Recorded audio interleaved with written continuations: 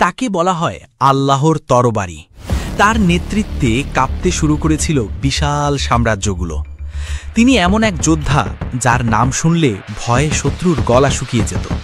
বন্ধুরা, আজকে আমরা শুনব এমন এক যোদ্ধার গল্প যিনি জীবনে কোনো যুদ্ধে পরাজয় হননি।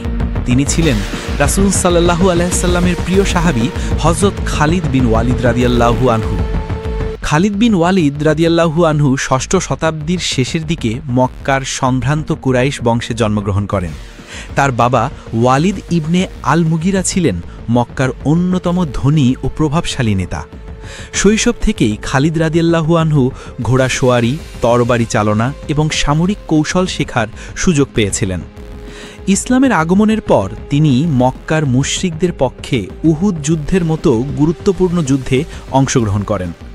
উহুদের যুদ্ধে মুসলিম বাহিনী যখন বিজয়ের দ্বারপ্রান্তে, তখন তিনি তার অসামান্য রণকৌশল ব্যবহার করে মুসলিম তীরন্দাজদের অসতর্কতার সুযোগ নেন।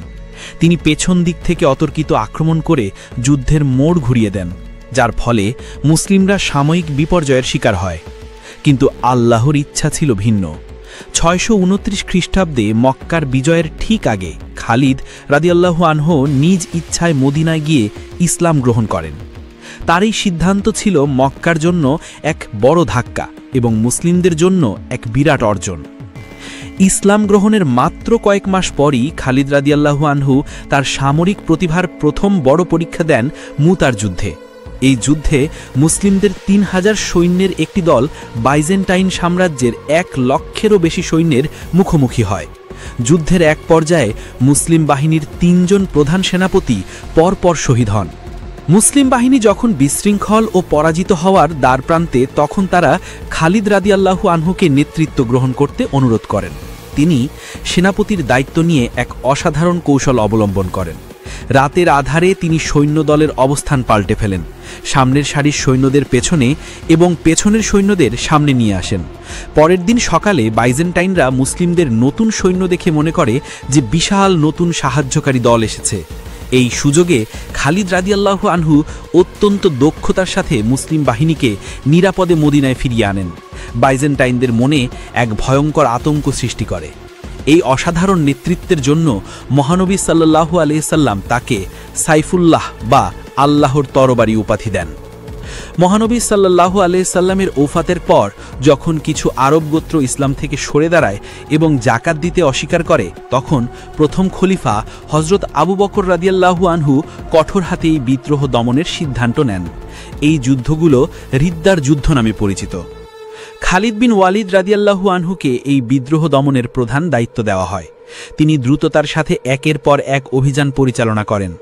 মুসাইলামা আল কাজ্জাবের মতো ভণ্ড নবীদের বিরুদ্ধে তার পরিচালিত অভিযানগুলো ইসলামের ভিত্তি পুনরায় মজবুত করে। তিনি তার অসাধারণ রণকৌশল এবং কঠোর নেতৃত্বের মাধ্যমে আরব উপদ্বীপে আবার শান্তি ও শৃঙ্খলা ফিরিয়ে আনেন। রিদ্দার যুদ্ধের পর খালিদের সামরিক অভিযান বিস্তৃত হয় আরব উপদ্বীপের বাইরেও। তিনি পারস্য সাম্রাজ্যের বিরুদ্ধে যুদ্ধ করে একের পর এক বিজয় লাভ করেন। এই সময়ের মধ্যে তার সবচেয়ে বিখ্যাত অভিযানগুলোর মধ্যে ছিল চেইনসের যুদ্ধ, যেখানে তিনি লোহার শিকলে বাঁধা সৈন্যদের বিরুদ্ধে অসাধারণ কৌশল নিয়ে জয়লাভ করেন। এরপর তিনি সিরিয়াতে বাইজেন্টাইন সাম্রাজ্যের বিরুদ্ধে অভিযানে নেতৃত্ব দেন। তার সবচেয়ে বড় চ্যালেঞ্জ ছিল ইয়ারমুকের যুদ্ধ। এই যুদ্ধে মুসলিমদের মাত্র 30,000-এর কিছু বেশি সৈন্য বাইজেন্টাইন সাম্রাজ্যের 1,20,000-এরও বেশি সৈন্যের মুখোমুখি হয়েছিল। এই অসম যুদ্ধে খালিদ রাদিয়াল্লাহু আনহু তার রণকৌশল, শৃঙ্খলা এবং অদম্য সাহসের পরিচয় দেন। 6 দিনের এই যুদ্ধে মুসলিমরা এক ঐতিহাসিক বিজয় লাভ করে, যা বাইজেন্টাইনদের শক্তি চিরতরে ভেঙে দেয় এবং মধ্যপ্রাচ্যে ইসলামের বিস্তারের পথ খুলে দেয়। হযরত ওমর রাদিয়াল্লাহু আনহু খলিফা হওয়ার পর খালিদকে সেনাপতির পদ থেকে অব্যাহতি দেন। এই সিদ্ধান্তের পেছনে মূল কারণ ছিল মুসলিমদের মনে এই ধারণা দূর করা যে বিজয় খালিদের উপস্থিতির উপর নির্ভরশীল নয়, আল্লাহর উপর। এই সিদ্ধান্ত খালিদকে কষ্ট দিলেও তিনি আল্লাহর প্রতি তার আনুগত্য অটুট রেখেছিলেন। তিনি বলেছিলেন, আমি আবু বকরের জন্য যুদ্ধ করিনি, আমি আল্লাহর জন্য যুদ্ধ করেছি। 642 খ্রিস্টাব্দে বর্তমান সিরিয়ার হোমস শহরে এই মহাবীর ইন্তেকাল করেন।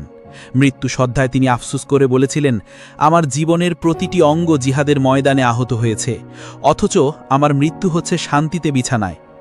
তার এই উক্তি তার সমগ্র জীবনের প্রতিচ্ছবি। খালিদ বিন ওয়ালিদ রাদিয়াল্লাহু আনহু শুধু একজন সেনাপতি ছিলেন না, তিনি ছিলেন সামরিক কৌশলে এক উজ্জ্বল উদাহরণ। তার জীবন আমাদের শেখায় যে দৃঢ় বিশ্বাস, অদম্য সাহস এবং সঠিক নেতৃত্বের মাধ্যমে যে কোনো প্রতিকূলতাকে জয় করা সম্ভব। তার স্মৃতি আজও আমাদের অনুপ্রাণিত করে। তার মতো যোদ্ধা ইতিহাসের পাতায় খুব কমই এসেছেন। খালিদ বিন ওয়ালিদ রাদিয়াল্লাহু আনহুর এই মহাকাব্যিক জীবন সম্পর্কে আপনার কি মতামত?